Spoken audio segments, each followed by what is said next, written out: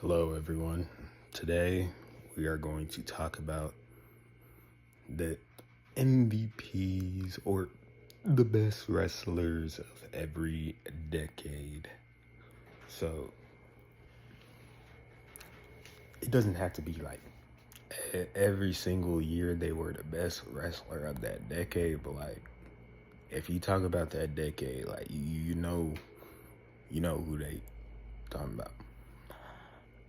Um, so to first start off, we're gonna start off with the '60s. And the only wrestler I really know from the '60s is Bruno Sammartino.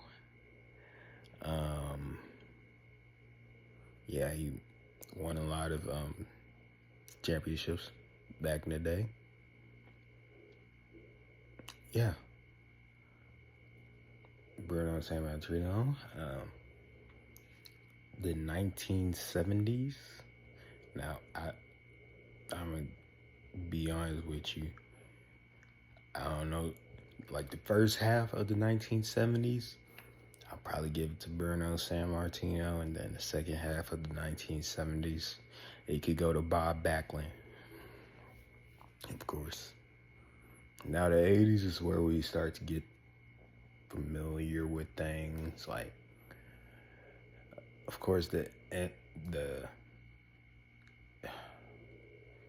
can't even say best wrestler. Let's go with MVPs. The MVPs of the 80s. You obviously can't look over at what Hulk Hogan did for the business. In other companies, there was Dusty Rhodes, Ric Flair, Ricky Steamboat. Like all of them were incredible. Randy Macho Man Savage, yeah, uh, all of them were pretty incredible. Um, some very memorable matches. But the most notable one, the most box office one that we know, it was Hulk Hogan. Uh, in the '90s, then I have to give it to Stone Cold Steve Austin, even though he was on the back end of it. Um, Stone Cold, what he did, like like not globally, but like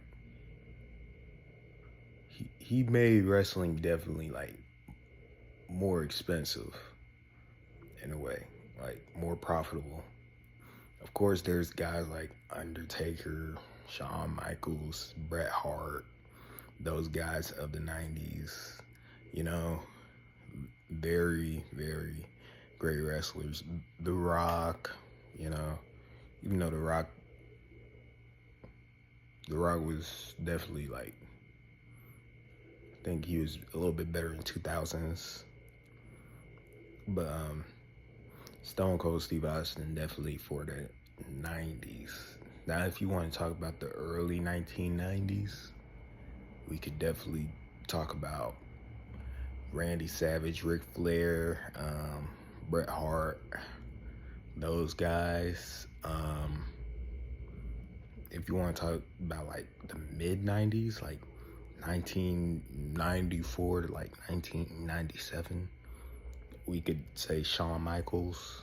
Um, but yeah, for like the guy that I think took over like it all, I'm gonna have to give it to Stone Cold Steve Austin.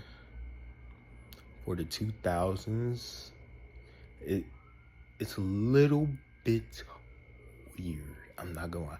The obvious answer would be John Cena. But during the ruthless aggression era, there wasn't no bona fide number one guy. To be honest, like once Stone Cold and Rock left, there wasn't necessarily like a big number one guy. But if we're going off of like the masses, John Cena. There's guys like Randy Orton, heck, Shawn Michaels when he came back. Undertaker was still doing his thing. He became a striker in the 2000s, like a striker type wrestling style. Who else? Triple H. Let me think. Who else? Batista. Chris Jericho. The Edge. Bunch of guys in the 2000s, but the guy who obviously stands out is John Cena. It's not all the way definitive, but in the 2000s, there's nothing wrong with going with John Cena. It's not an answer that's going to get you ridiculed.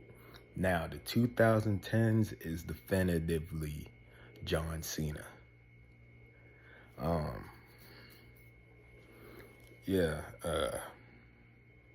There's not really much to talk about there. It's obvious. John Cena definitely had the early 2010s on lock, even though none of the 2010s was his best year. It was 2007 for sure. But he definitely had the 2010s on lock. Other guys you can definitely think of. Seth Rollins. Not necessarily Roman Reigns, but he was getting there. But Seth Rollins is a guy you could think of. Let me think. Randy was still doing it. Randy Orton was still doing his thing. Let me think. CM Punk in the early 2010s before he left.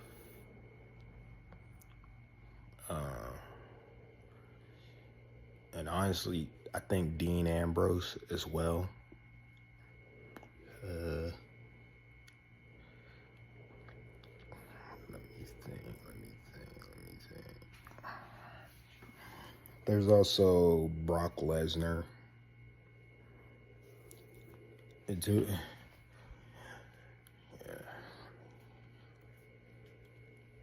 And of course, there's more guys. I left more guys out in like the other years. I mean, the other decades as well. Like Kurt Angle in the 2000s, Eddie Guerrero in the 2000s, Rey Mysterio in the 2000s. Like those guys were.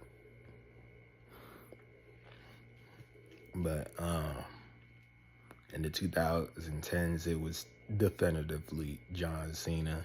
But there were definitely other guys who did their thing as well. So, and in the 2020s, the first half of the 2020s was most definitely Roman Reigns.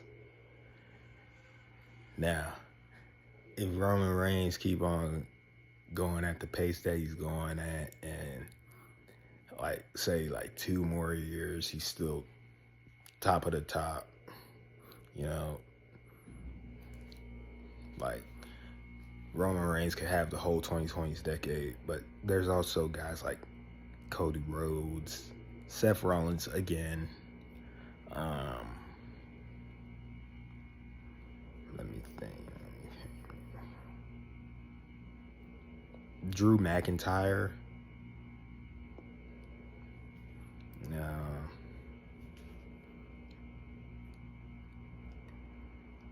And I think that's it. Now on to the women. Now, back in the 70s, 80s, 90s, women's wrestling wasn't too prevalent. I know Alundra Blaze, back in the 90s decade, she was like a real life like wrestler, someone that actually like wanted to wrestle.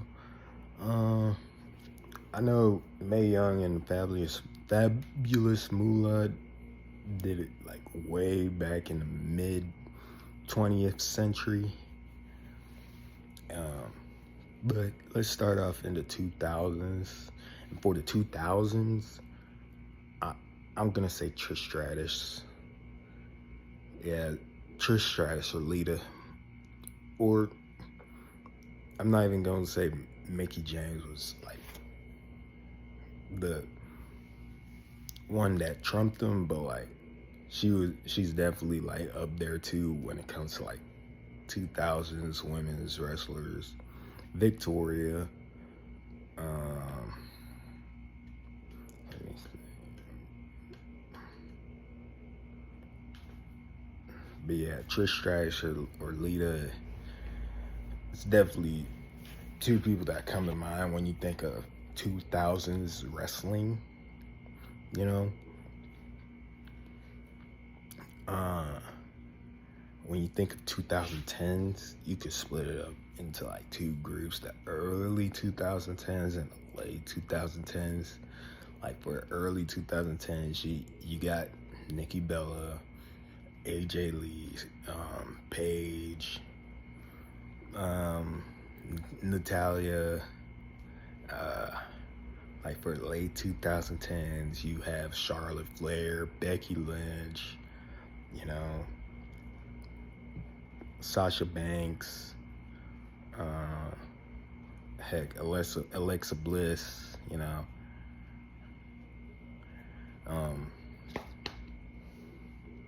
Yeah,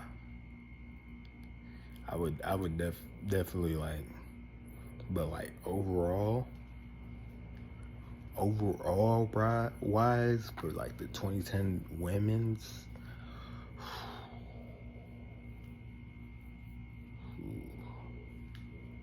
this is difficult.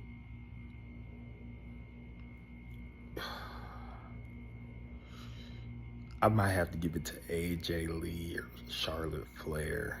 It's difficult because Charlotte Flair is like the most accomplished. What AJ Lee did to like prevail, like women's wrestling, like it can't go unnoticed.